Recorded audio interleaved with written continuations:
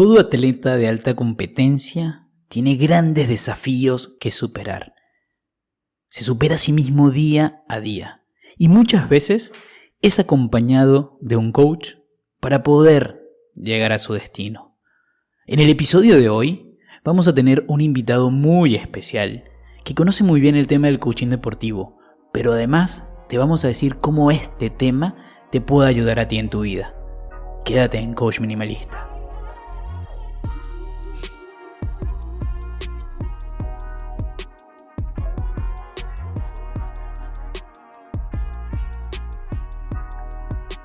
Pero muy buen jueves para todos. Bienvenidos a Coach Minimalista, donde simplificando nuestros pensamientos vamos a alcanzar nuestros objetivos. Como todas las semanas estoy súper emocionado de estar aquí con ustedes. Ustedes saben que son mi motor, me encanta este espacio. Hoy no me voy a alargar mucho en la presentación porque saben que normalmente me tomo unos minutos para agradecer. El agradecimiento está presente, sobre todo a aquellas personas que se han comunicado. Hago un paréntesis rápido. Como saben, el próximo episodio va a ser el de aniversario y estoy tan feliz porque además estamos a punto de llegar a las 50.000 reproducciones, lo cual me parece que es un montón de horas escuchándome y lo agradezco a todo el mundo y a todos los que me han dicho desde dónde me escuchan.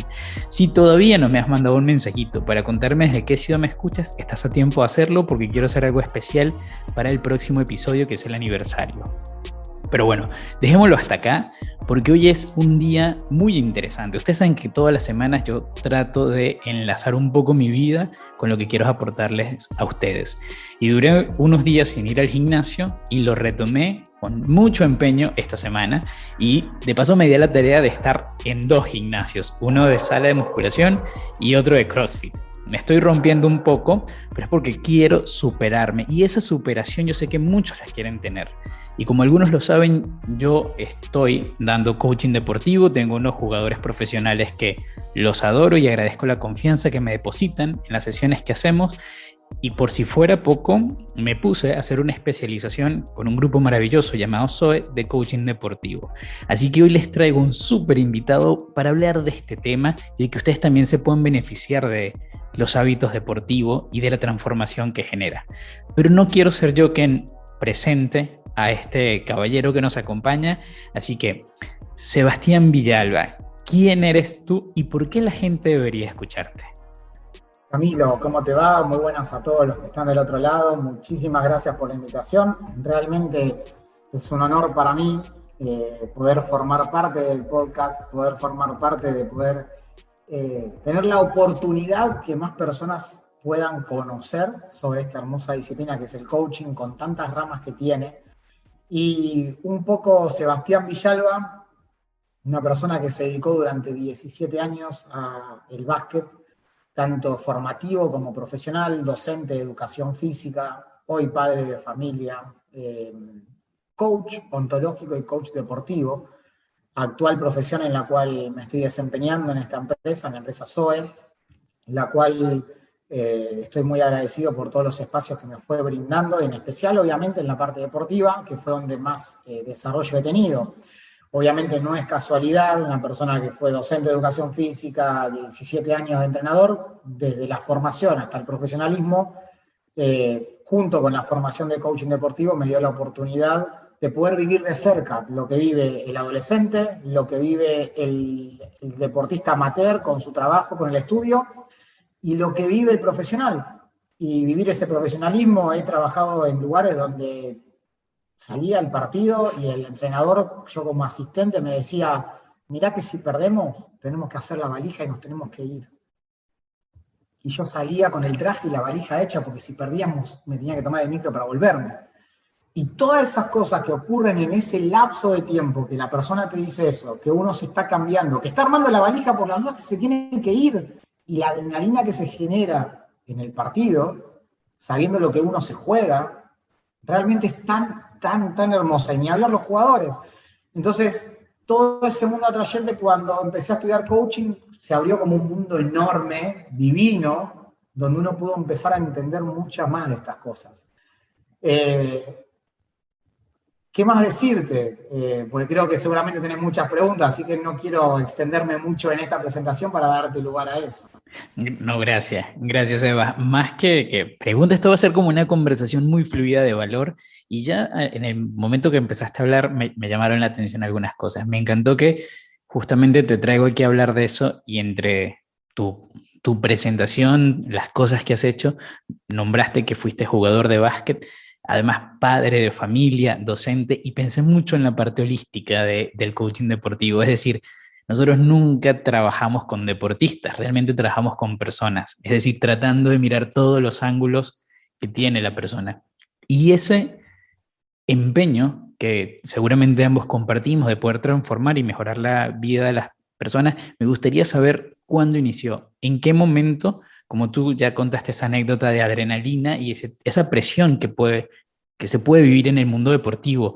Y ojo, a todos los que nos escuchan y no crean que nos sientan o no son parte de esto, todos tenemos situaciones en la vida en donde la presión nos pesa, nos hace tomar decisiones. El tema es que los jugadores de alto rendimiento o el deporte a veces, digamos, es mucho más constante que en el resto de las situaciones, pero esto les puede ayudar a todo el mundo.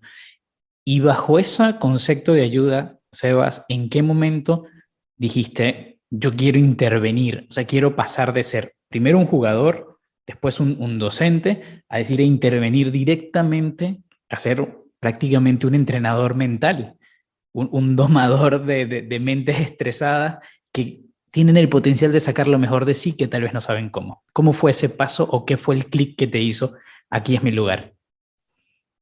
Bueno, es como rara mi historia con el coaching porque básicamente durante un tiempo, después de varias relaciones de pareja de alguna manera fallidas, desde el coaching siempre hablamos de hacernos responsables. Había algo en mí que no estaba funcionando como debía hacerlo hasta que me generaba cierta incomodidad, ¿no?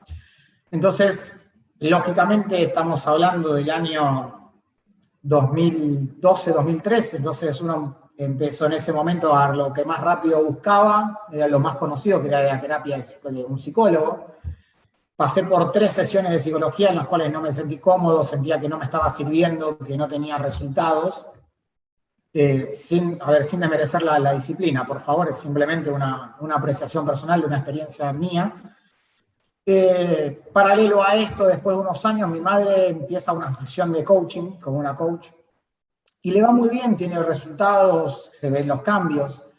A partir de eso me empieza a insistir, ¿por qué no vas? Te va a hacer bien, probá. Yo, obviamente, un poco terco, no. Bueno, termino yendo, realmente me siento cómodo, empiezo a generar algunas actividades y empiezo a tener resultados, empiezo a sentir cambios en mí. Y ahí es como que tuve mi primer acercamiento con el coaching. Obviamente, como toda persona, cuando vi los resultados, terminé dejando, ¿no? Como primer inicio. Y después mi madre, a partir de esa experiencia, empieza a estudiar coaching. Me dice, ¿por qué no estudias? ¿Te va a gustar? ¿Te va a encantar? No, está bien, no quiero, no. Bueno, estudié neurociencias aplicadas a la parte empresarial, que me ayudaba mucho en la formación de equipo como entrenador. Y mi mamá seguía insistiéndome, ¿por qué no estudiaba? Bueno, ella estudió neurociencia conmigo. Y cuando empezábamos a charlar con mi mamá, porque ella estaba muy abocada al coaching y el curso de neurociencias, yo la ayudaba un poco a ella porque en realidad no le dedicaba tiempo, y empezamos a conversar y se empezaban a entrelazar tantas cosas que me empezó a hacer un poquito de ruido. Digo, es como que es complementario, decía yo, ¿no? Todo esto que ocurre en la cabeza de las neurociencias que uno sabe o que va estudiando con el coaching. Y después de mucha insistencia, empecé a pensar, ¿qué voy a hacer después de tanto tiempo, cuando sea entrenador, que sea grande? Y cómo quiero, o sea, siempre tuve ese corazón solidario, de chiquito quería ser médico, pediatra, y irme a Médicos Sin Frontera, obviamente no terminé haciéndolo, está claro. Y después que tener una casa y ayudar a la gente y ayudar a los abuelos, y siempre tuve algo de eso, ¿no? Entonces veía como que en el deporte un vehículo para hacerlo, pero sentía que los medios no llegaban para hacerlo. Entonces empecé a ver el coaching un vehículo. y empiezo a estudiar coaching. Así llego al coaching, ¿no? Y desde mi proceso, desde todo eso, siempre dicen que un buen coach primero tiene que ser un buen coachee y un buen cliente para la gente que por ahí no sabe. Y así fue, me pasó, volví a retomar algunas sesiones, volví a tomar sesiones de coaching también, y realmente empecé a ver esos cambios en mí, lo cual obviamente después impactó, y como dije, soy padre de familia, felizmente en pareja, con una relación muy duradera, grande, más felices que nunca después de ya 6 años. Entonces, creo que ahí están los resultados de todo eso que fui generando a través del coaching. Vos traías un poco cómo llega el coaching deportivo. Obviamente, cuando yo empecé a estudiar coaching, veo la especialización de coaching deportivo, me empiezo a relacionar, empiezo a ver algunas clases, y empiezo a buscar en internet un libro, que es el libro de Diego Gutiérrez, Coaching Deportivo, y empecé a leerlo y me voló la cabeza. Fue algo automático. Y frené un poco con coaching ontológico y me devoré ese libro, me empecé a estudiar, empecé a ver libros de Diego, le escribí a Diego Gutiérrez y me empecé a meter. Claro, para mí, por ahí hay gente que el coaching deportivo le es como una disciplina nueva y que tiene que estudiar. Para mí era tan natural lo que Diego planteaba, era tan natural el coaching deportivo, porque era lo que había vivido tanto tiempo. Y cuando aparece esto de, vos lo decías, ¿no? Muchas veces en el deportista vemos la figura, vemos el que sale en la tele, o como dice Diego, ¿no? La cuenta bancaria abultada y ese personaje que habla, y nos estamos olvidando que atrás de eso hay una persona, y nosotros tenemos que ver a la persona, y que a esa persona le ocurren cosas, que esa persona tiene situaciones en su vida, y que si nosotros transformamos la calidad de vida de esas personas, vamos a poder transformar el rendimiento deportivo de ese deportista. Y a partir de ahí, esto que vos traías del tema de cómo intervenir, a partir de ahí empiezo con eso. Y aprendo también que la presión muchas veces es una conversación. En el coaching hablamos que tenemos conversaciones internas todo el tiempo, que conversaciones internas que nos pueden llevar a lugares impensados, como exitosos, como de poder, de cambio, como a la vez conversaciones internas que nos pueden llevar a la escasez total. Y no hablamos de escasez de dinero, hablamos de escasez personal, hablamos de angustias, hablamos de depresión, La hablamos de carencia. muchas cosas. La carencia total. Entonces, esas conversaciones también nos llevan a tener presión. Yo le digo, si vos estás saliendo a la cancha y estás presionado porque vas a perder, en vez de estar presionado para ganar, no es lo mismo. Porque desde el momento que vos te presionás en las conversaciones para perder, estás teniendo miedo a perder. Y si vos tenés miedo a perder, vas a tener miedo a ganar. Cachito Vigil tiene una frase que dice que tenés que dar licencia para perder. Si vos no te das licencia para perder, ¿cómo te vas a dar la licencia para ganar? Sabes que, disculpa que te interrumpa, ¿sabes? Me hiciste acordar uno de los primeros episodios, yo dije una frase y me siento muy orgulloso porque el tiempo vi que alguien hasta lo usaba de reposteo y no sé qué, un par de personas la usaron, se la apropiaron y me encanta. Y yo decía, cuando te das cuenta que nada te pertenece, no tienes nada que perder. Y es justamente, pero yo lo uno a lo que es mi área, digamos, que me he dado a estudiar, que es el minimalismo, que yo creo que sirve para vincularlo al deporte, a la vida familiar, al trabajo, al emprendedurismo. Pero es eso que tú estás diciendo, la predisposición de la posesión de algo nos hace tener miedo y nos inhabilita, sea para perder y también para ganar, como lo estás diciendo. Ahora bien, estoy tomando nota y quería decir muchas cosas, pero esto me parece tan importante que recalcarlo. En ese caso, tú dirías que si ese miedo de la pérdida se transforma en el miedo a ganar, ¿cómo hacemos para asegurar una ganancia? ¿Se puede asegurar una ganancia de algo? En este caso, un jugador puede ser un torneo, un partido, un desafío, pero de otras personas que nos están escuchando, de algún anhelo, una meta, un objetivo. O sea, se puede tener, digamos, la superación de ese miedo y la seguridad de la ganancia sin caer en estar soñando, por decirlo así. Primero y principal para eso, la gran pregunta es ¿qué es el miedo? ¿No? Y seguramente mucha gente en este momento que estoy preguntando qué es el miedo, se le deben venir muchísimas cosas. Y dentro de ese muchas cosas, todas están relacionadas con situaciones de peligro, con malestar, con algo malo. Porque también nuestro cerebro está programado para eso, está claro, ¿no? No quiere decir que sea algo que esté erróneo. Pero el miedo es una emoción. Y las emociones no son ni buenas ni malas, simplemente que son emociones. Principalmente el miedo tiene dos características puntuales. El miedo tiene la capacidad de frenarnos y dejarnos quietos, o la capacidad de empujarnos a hacer cosas que quizás ni siquiera estamos pensando, a ser reactivos a esa situación, que es algo normal del cerebro, que es algo lógico. Ahora, la capacidad que nosotros tenemos que lograr es de agarrar ese miedo y ponerlo al lado, porque el miedo va a seguir estando, porque es una emoción que se dispara de forma automática. Pero el miedo tiene una característica principal. El miedo es un indicador mental de que la amenaza que está afuera, nuestra mente nos hace creer que es superior a todos nuestros recursos. Y ahí es donde nosotros perdemos ese poder personal, porque eso es totalmente mentira. Es algo que nos hace creer nuestro cerebro para que simplemente nos quedemos parados en el lugar que estamos. Porque nosotros como personas tenemos todos los recursos, de forma ilimitada las veces que queramos. Y el ejemplo es simple. Mirá, te voy a hacer un ejemplo simple, que yo siempre lo digo que es cotidiano. Cuando vos tenés chicos o cuando tenés una persona que te enoja, decís, se me está agotando la paciencia. Y yo pregunto, si se está agotando la paciencia, ¿qué vas a ir al mercado de la esquina a comprarte un kilo de paciencia? No, porque la tenés adentro, porque es interior, porque es un recurso que vos tenés.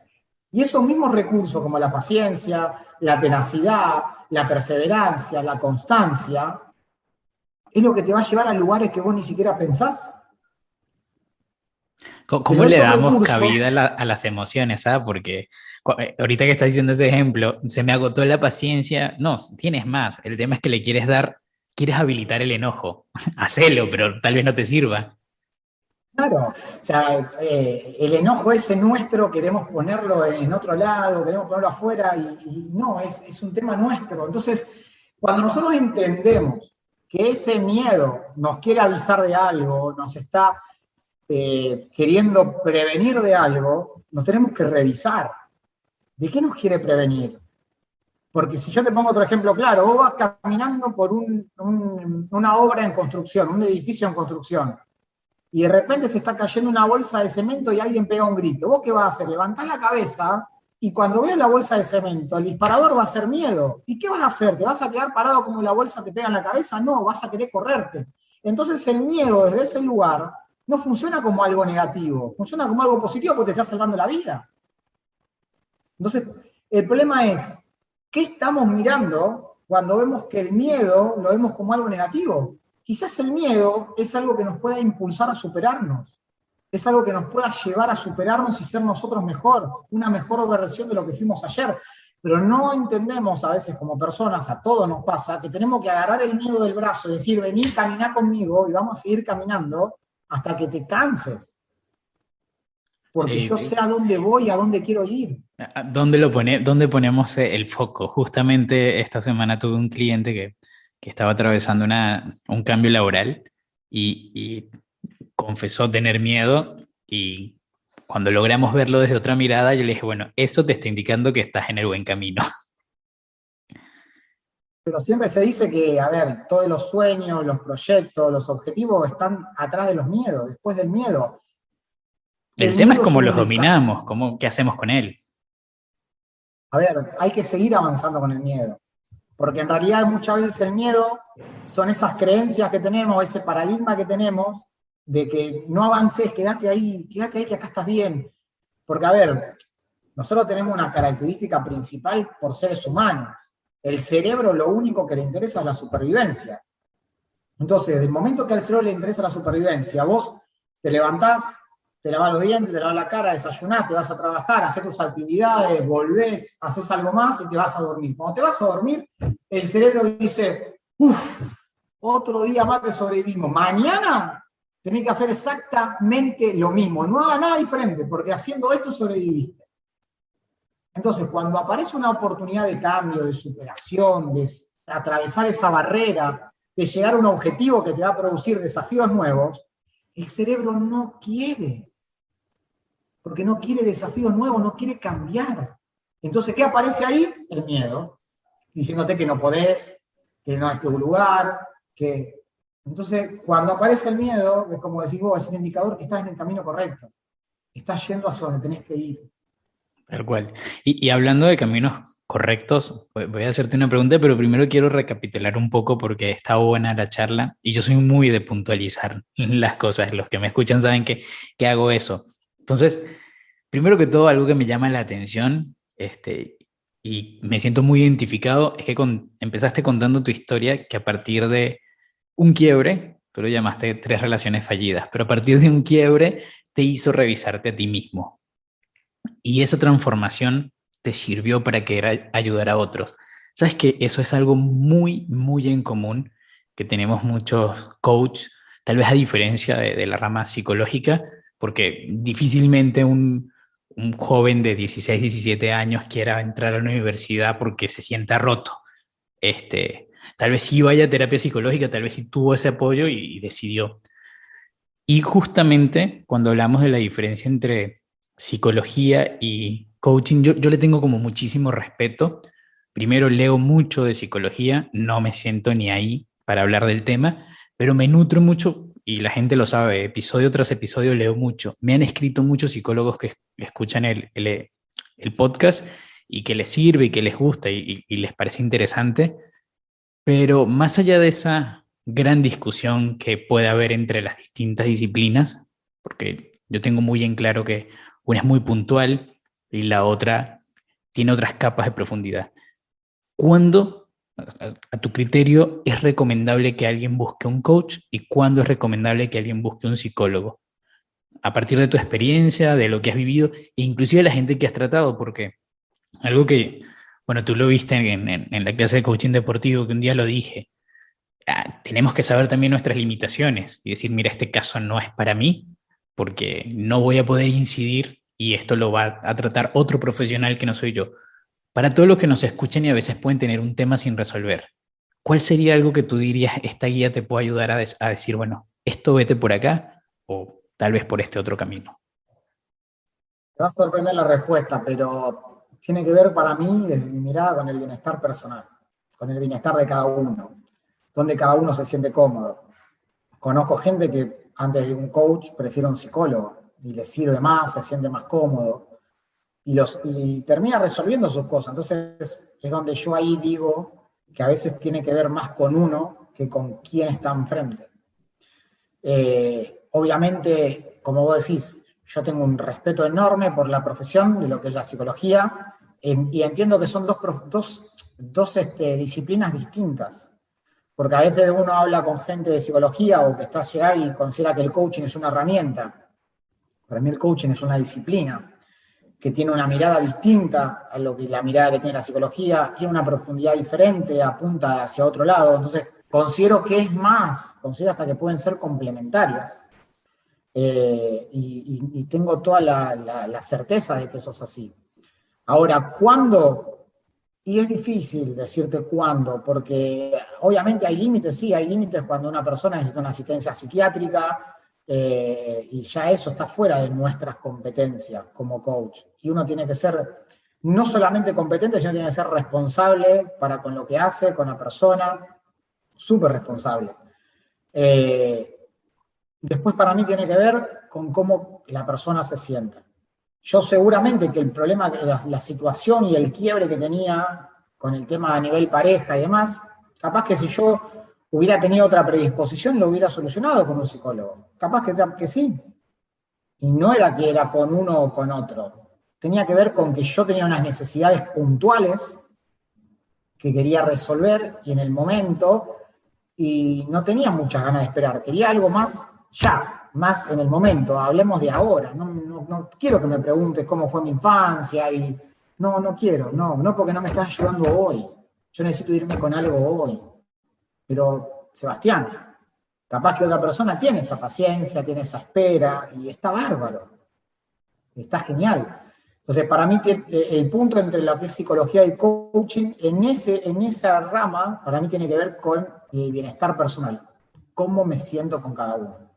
Cómo genero esa empatía con el otro. Porque esto lo mismo es, ¿vas a un coach o vas al otro? Y no todos te van a llegar de la misma manera. No todos te van a generar lo mismo. Porque hay una conexión que se genera o no se genera. Y para mí que en el coaching y la psicología pasa exactamente lo mismo. Ahora sí, si metemos ya la parte psiquiátrica, estamos hablando de otra cosa. ¿Sí? Donde ya hay diagnósticos, hay otra cosa, ya hay otra cosa. Entonces ahí sí uno tiene que ser muy competente como coach y decir, esto no es mi competencia, este no es mi espacio, este no es mi lugar, tenemos que derivarlo a otro profesional. Que también puede pasar que un coach no pueda destrabar el quiebre de una persona y diga, yo no soy competente para esto y tengo que derivar con otro coach.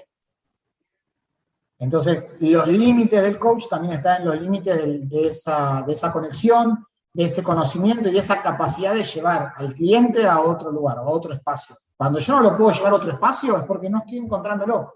Y ahí donde tengo que decir, yo no soy competente, me declaro incompetente para esto, te tengo que derivar con otra persona.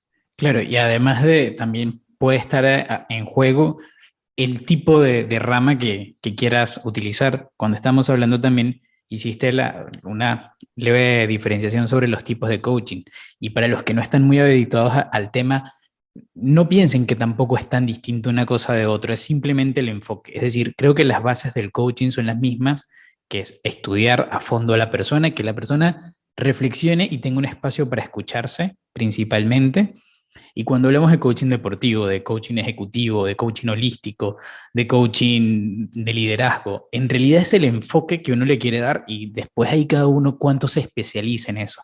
En tu caso en particular y por tu experiencia, el coaching deportivo seguramente te abrió un mundo de posibilidades de aprendizaje sobre todo. Y me gustaría puntualizar en eso, de acuerdo a tu experiencia con equipos, con jugadores, con atletas, ¿cuál ha sido el mayor aprendizaje que te ha dejado el coaching deportivo? Uno de los más fuertes fue cuando la primera vez trabajé con un equipo de fútbol acá en Buenos Aires. Y yo siempre tenía una creencia de que cuando uno va a trabajar con un equipo, porque se da la situación, va a haber mucha resistencia por parte de los jugadores. Porque una cosa es que un jugador o un deportista te busque a vos para trabajar sesiones porque está reconociendo que hay algo que tiene que trabajar o que tiene que destrabar, a cuando vos entrás como a parte de un plantel, de un cuerpo técnico, a trabajar con el equipo. No puede pasar que ahí los jugadores pongan resistencia porque no les interesa, porque no creen y lo terminan haciendo por obligación.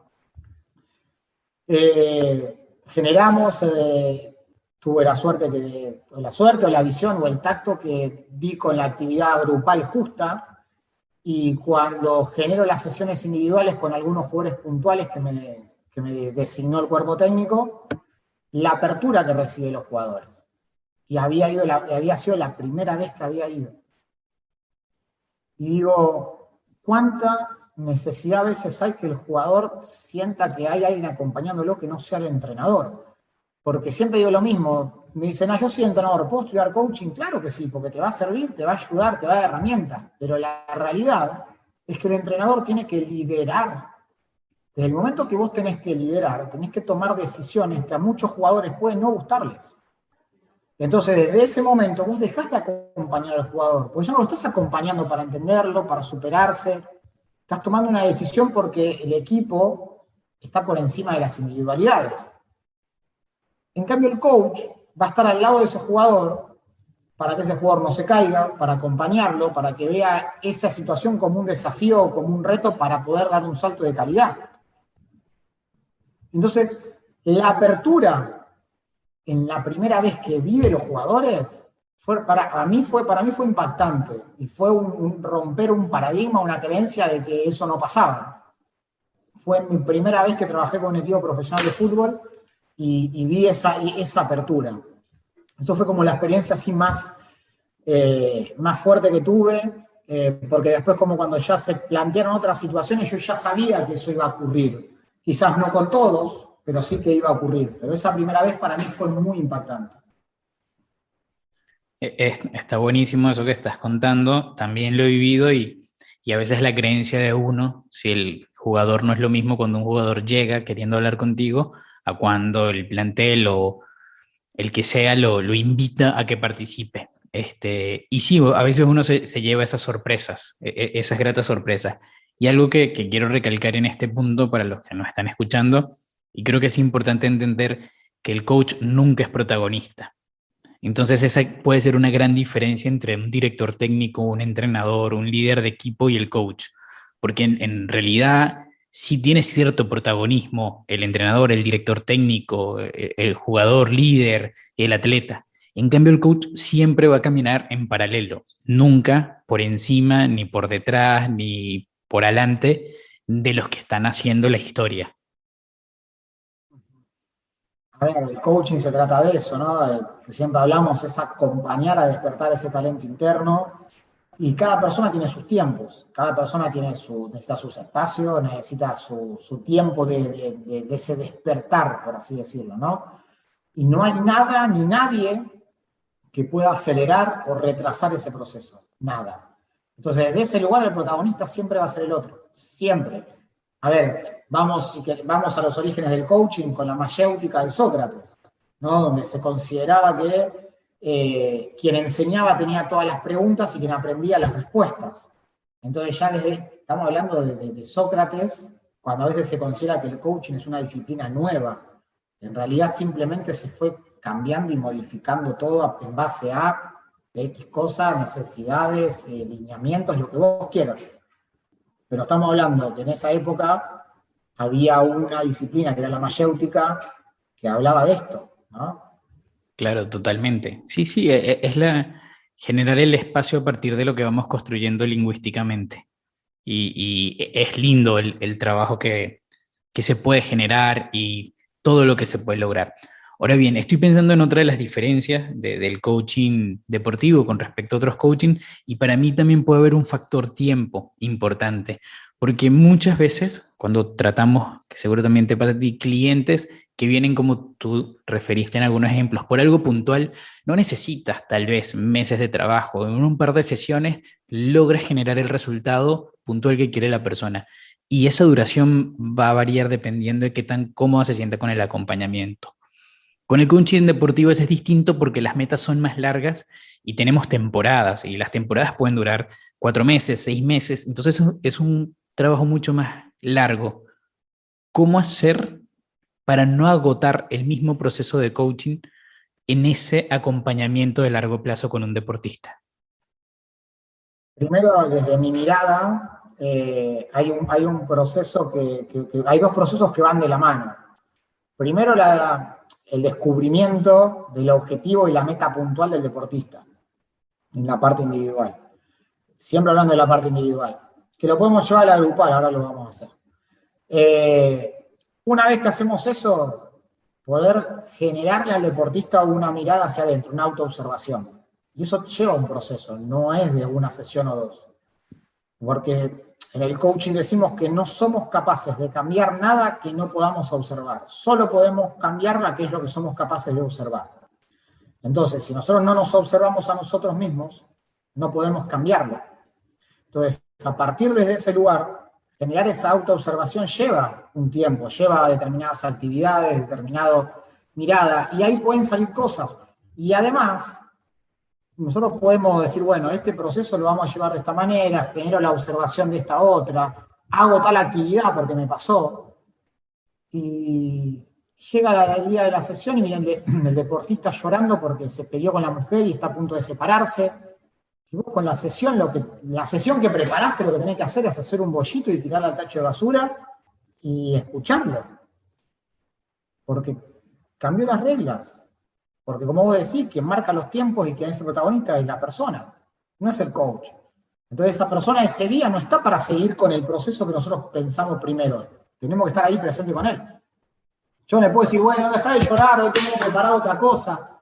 No, porque lo que le está pasando es eso.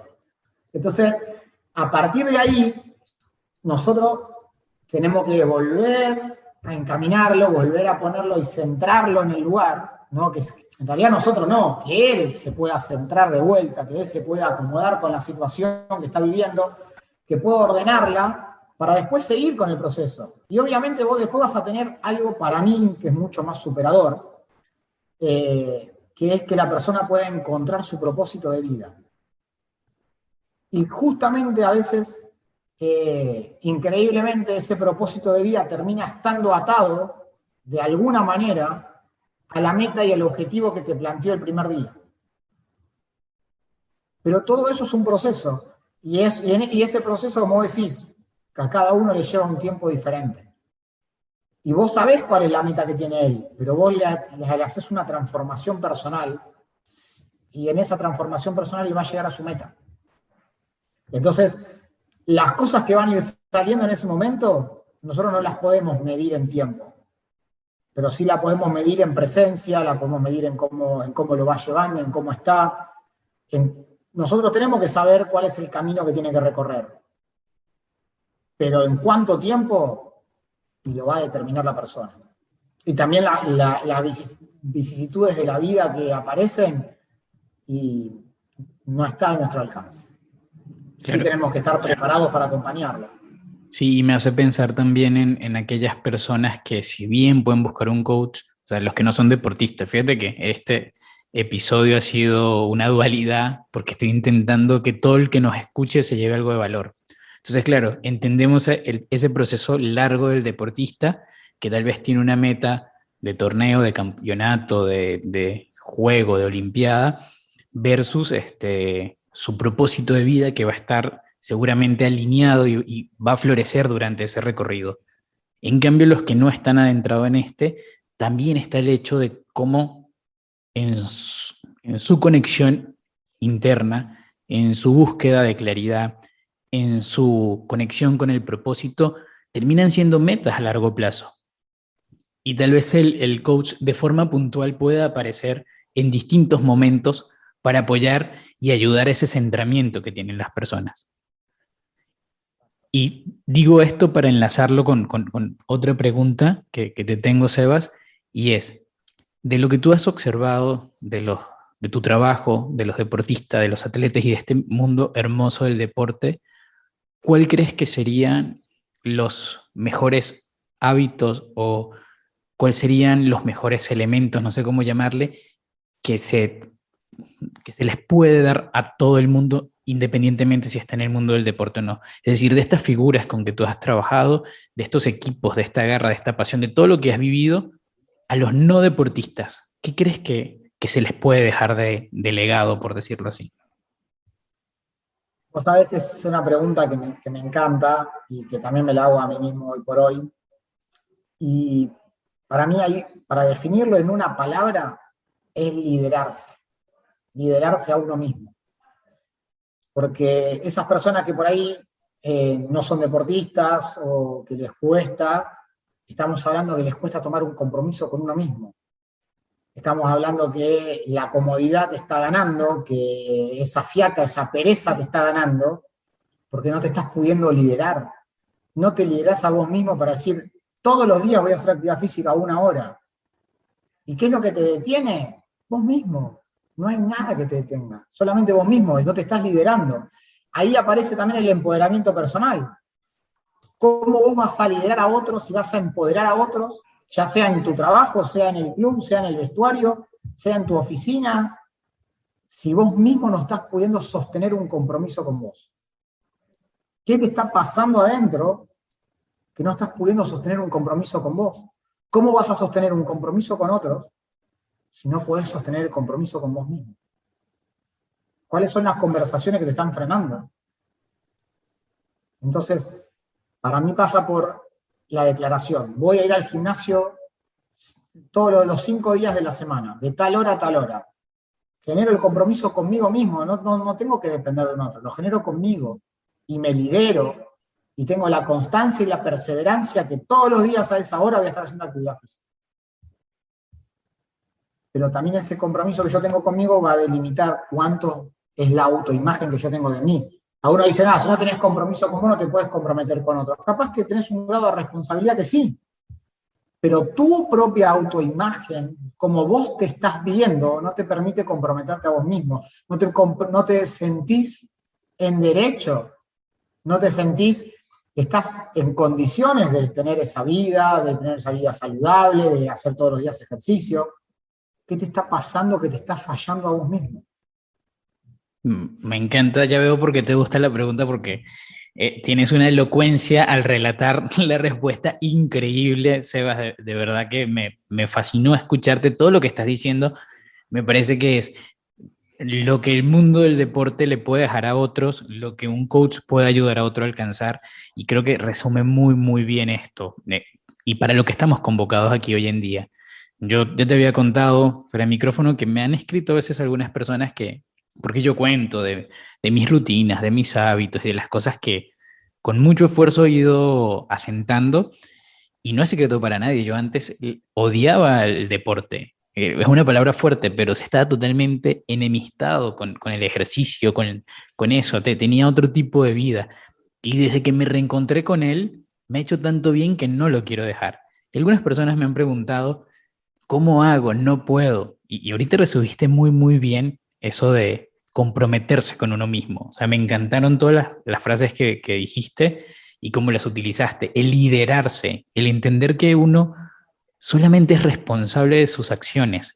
Y esto, a todos los que nos están oyendo, lo pueden remitir a cualquier cosa. No necesariamente tiene que ser el gimnasio o la cancha de fútbol o salir a correr. No, esto es con cualquier cosa que ustedes decidan emprender, decidan entablar, decidan realizar sus propios sueños, sus propias metas. ¿Qué tan comprometidos están por alcanzar lo que quieren? Yo creo que es algo muy, muy lindo que nos deja el coaching, y sobre todo el coaching deportivo, de poder acompañar a otros a que mejoren su autoimagen, a que se cuiden muchísimo más y a que vean que es posible, o sea, que sí pueden, que sí se puede. Ahora bien, no quiero despedirme de ti sin cerrar, ya como de manera muy, muy puntual. Supongamos que alguien nos está escuchando en cualquier parte del mundo y dice, está todo bien, pero no me sigo levantando. No logro cumplir, o lo hago los primeros 2, 3 días, porque el primer día no es el difícil.